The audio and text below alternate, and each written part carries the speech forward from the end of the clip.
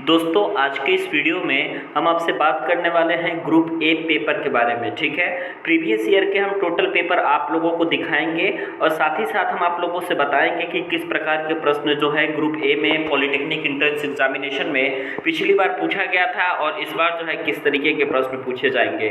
जैसा कि आप देख सकते हैं हम आपके सामने यहाँ पे पेपर लेकर के आ गए हैं और यहाँ पर स्क्रीन पर आप पेपर देख सकते हैं। OMR को भरने का निर्देश पहले दिया जाता है कि किस तरीके से आपको अपना OMR सीट को भरना है, तो इस सब का इंस्ट्रक्शन जो है आप पढ़ लीजिएगा। पहला जो सेक्शन होता है दोस्तों मैं आप लोगों को बता दूं, पहला सेक्शन पॉलिटेक्निक में आप जब लीजिएगा तो पहला सेक्शन आपका मैथमेटिक्स का रहेगा, जिसके अंतर्गत आप लोगों को 50 प्रश्न पूछे जाएंगे। ठीक है, उसके बाद आप लोगों को जो सेक्शन दूसरा रहेगा आपका, उसमें आप लोगों को 25-25 करके दो भाग में आपको मिलेगा और इन दो भागों में आप लोग को फिजिक्स के 25 क्वेश्चन रहेंगे और केमिस्ट्री के 25 क्वेश्चन रहेंगे। ठीक है, तो चलिए मैं आपको बताता हूँ कि पहले किस तरीके से प्रश्न यहाँ पर पूछा जाएगा, समझे।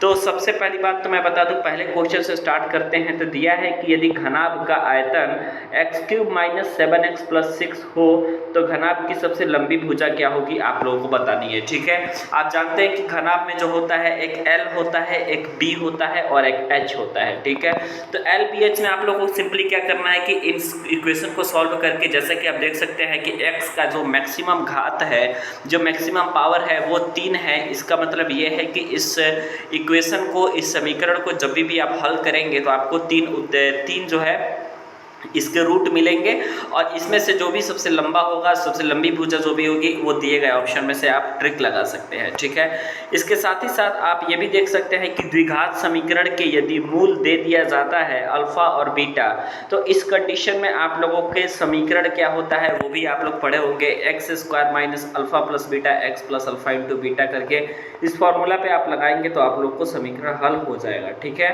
उसके बाद आप देख सकते हैं कि समांतर रेखाओं के बीच की लंबवत दूरी भी पूछी है। तो ये सारी परपेंडिकुलर डिस्टेंस जो कि होता है बिटवीन टू पैरेलल लाइंस, यहाँ भी ये सारी चीज़ें आप लोगों की पूछी गई हैं। ठीक है, तो यदि ये सारी चीज़ें आप लोगों को आता है तो जाहिर सी बात है अगली बार भी यदि पेपर होगा तो इसी टाइप के क्वेश्चन पूछा जाएगा। फिर मैं आपको बता दूं कि त्रिभुज की भुजाओं का अनुपात दे देता है और उसका परिमाप दे देता है, तो उसका क्षेत्रफल आप लोगों को कैसे फाइंड आउट करना है बताना है। ठीक है, काफ़ी प्रश्न दोस्तों, बहुत सारे प्रश्न जो है वो ईजी हैं। यहाँ पर ये सारे ईजी प्रश्न हैं। इन सभी प्रश्नों को आप यदि अच्छे से करते हैं और आपका सही होता है तो जाहिर सी बात है आपका नंबर इंक्रीज होगा। मेंसुरेशन से भी काफ़ी क्वेश्चन पूछे जाते हैं, जैसा कि देख सकते हैं लंब वृत्तीय बेलन से यहाँ पर क्वेश्चन पूछा गया है। साथ ही साथ अलजेब्रा के भी क्वेश्चन आप अपनी स्क्रीन पर देख सकते हैं। ठीक है, यहाँ पर मैं आपको बता दूं area of circle sector and segment से क्वेश्चन पूछा गया है कि पृथ्वी अपनी अक्ष पर घूमते हुए एक चक्कर पूरा करने में यदि 24 घंटा लेती है तो वो 3 घंटा 20 मिनट में कितना कोण घूमेगी। ठीक है, इसको बता देना है। फिर से एक आपको घन की भुजा यदि दे दिया है तो घन का विकर्ण पूछा है। यानी कि फाइनली मेंसुरेशन से जो आपका क्वेश्चन पूछेगा दोस्तों वो काफ़ी ज़्यादा क्वेश्चन पूछेगा। ठीक है, फिर आप लोगों को अलजेब्रा में आप लोगों को दे दिया गया है, y की पावर दे दी गई है और उसको आपको हल करने के लिए पूछा गया है। फिर वृत्त से आपको बता दें तो x डिग्री और y डिग्री की वैल्यू को फाइंड आउट करने के लिए पूछा गया है। चक्रीय चतुर्भुज में आप देख सकते हैं ऐसा चतुर्भुज जिनकी चारों भुजाएं जो है वृत्त के आपके सिरों को यदि स्पर्श करती है तो ये जो है आपका चक्रीय चतुर्भुज हो जाता है। ठीक है, उसके बाद यहाँ पर एक और क्वेश्चन दिया गया है जिसमें आप लोगों को वैल्यू को फाइंड करना है x का। तो इसमें से आप लोग जो है 2√3 को आप इधर पक्षांतरित करके ले जाएंगे दोस्तों, तो आप जो है √3 इसमें से कॉमन हो जाएगा और उसके बाद से इस समीकरण को हल करेंगे तो x का मान आ जाएगा। साथ ही साथ आप देख सकते हैं कि त्रिभुज के सिरों के यदि निर्देशांक दिया गया तो केंद्रक के निर्देशांक आपसे पूछा गया है, ये भी आप कर लेंगे आसानी से। उसके बाद त्रिभुज के कोणों का अनुपात दे दिया है क्या है, तो इसमें से आपको पूछा जा रहा है सबसे बड़ा कोण क्या होगा। ठीक है, आप लोग को ऐसे सवालों के लिए सिंपली क्या करना है दोस्तों कि आप लोगों को मान लीजिए x मान लेते हैं तो x + 5x + 12x = आप लोगों को जानते हैं, तीनों को जोड़ देंगे यदि, तो तीनों कोणों को जोड़ने के बाद उसका जो वैल्यू आता है वो 180 के बराबर आता है। वहाँ से आप x की वैल्यू को फाइंड करेंगे और 12 यहाँ पर 12 अनुपात वाला सबसे बड़ा अनुपात है तो उसमें से आप गुणा कर देंगे तो आपको आंसर पता चल जाएगा। उसके बाद यहाँ पे देख सकते हैं आप अलजेब्रा का फिर से क्वेश्चन दिया है। उसके बाद यहाँ पर कार्य तथा समय से भी इस बार जो है 1-2 बार से क्वेश्चन यहाँ पर दे रहा है। ए और बी किसी काम को मिलकर के 72 दिनों में पूरा करते हैं, बी और सी उसी काम को 120 दिनों में पूरा करते हैं, ए या सी 90 दिन में करें तो ए अकेला उस काम को कितने दिनों में करेगा। तो ये वर्क एंड टाइम का क्वेश्चन है दोस्तों। उसके बाद फिर से यहाँ पर आप देख सकते हैं कि कोऑर्डिनेट ज्योमेट्री से, कोऑर्डिनेट ज्योमेट्री का बहुत सारा सेशन हमने अपने चैनल पर वीडियो अपलोड करके रख भी चुका है। संरेखीय है यानी कि कोलिनियर है, तो आप लोगों को के की वैल्यू को फाइंड करना है, ठीक है। उसके बाद जो नेक्स्ट है आपका, ये भी ज्योमेट्री से क्वेश्चन है। इसमें आप लोगों को एंगल ए क्यू सी का यानी कि फाइनली हमको एंगल क्यू की वैल्यू को फाइंड करनी है कि कितना डिग्री एंगल क्यू की वैल्यू हो जाएगी, ठीक है। तो आप इसको क्वेश्चन को भी आप देख सकते हैं।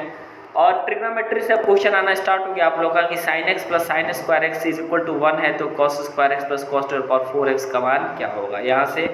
फिर यहाँ पर आप देख सकते हैं कि अलजेब्रा का क्वेश्चन है।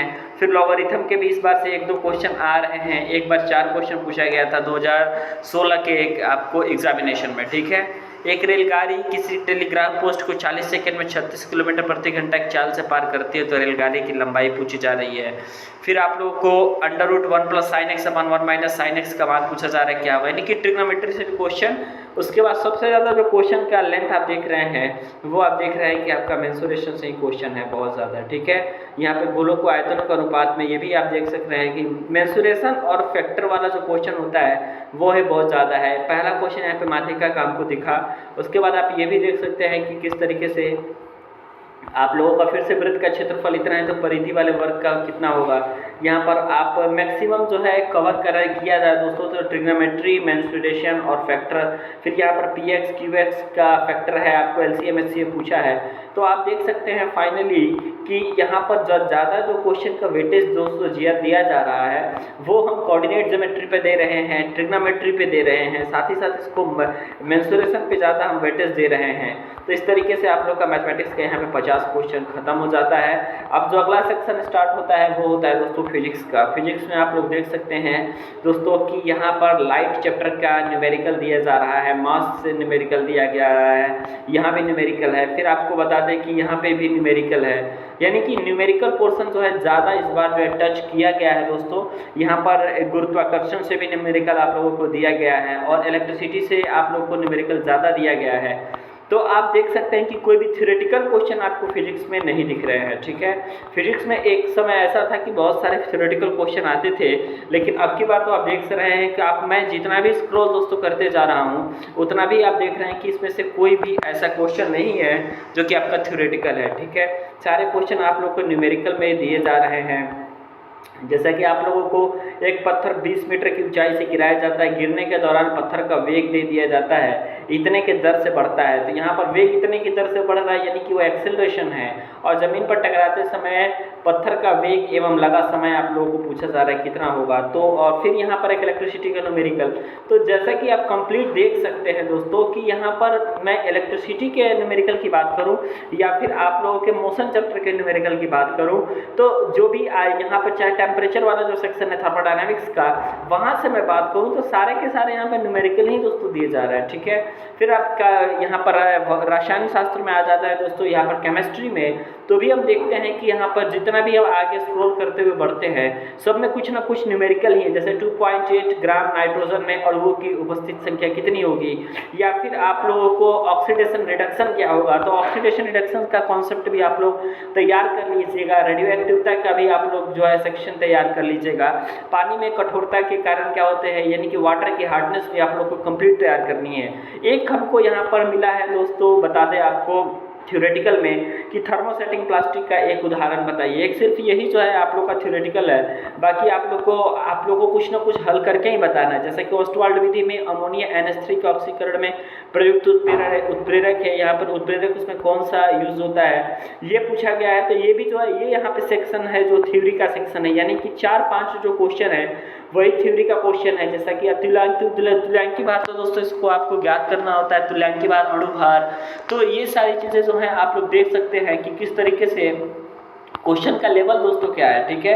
क्वेश्चन का लेवल आप लोग देख के एक बार अपने प्रिपरेशन का अंदाज़ा लगा सकते हैं। यहाँ पर आप लोग का 100वां क्वेश्चन पूरा हो जाता है। और 100वां क्वेश्चन आप फाइनली ये देख सकते हैं कि इंटरमीडिएट का भी कुछ सेक्शन जो है आप लोगों को अटैच किया है, ठीक है। इनके ऐसा नहीं है कि हाई स्कूल से पेपर होता है ग्रुप ए का तो उसमें सिर्फ और सिर्फ हाई स्कूल के प्रश्न है, क्योंकि हम देख रहे हैं दोस्तों विसरण की दर वगैरह चाहे रेडियो एक्टिविटा ये सारी चीज़ें हाई स्कूल में नहीं है, लेकिन फिर भी आप लोगों को यहाँ पर दे दी गई है और यहाँ पर आप लोगों को सॉल्व करना होगा। तो आपको मैंने पिछले साल के एनालिसिस के पे बता दिया, फिर मैं एक बार रिवीजन में बता दूँ आप लोगों को कि ऑक्सीडेशन रिडक्शन, तुल्यांकी भार, अणुओं की संख्या ज्ञात करना, पीरियोडिक टेबल, यहाँ पर IUPAC नाम, ये सब अगर तैयार करते हैं तो कुछ क्वेश्चन आपके केमिस्ट्री के सेक्शन से कंप्लीट हो जाएंगे।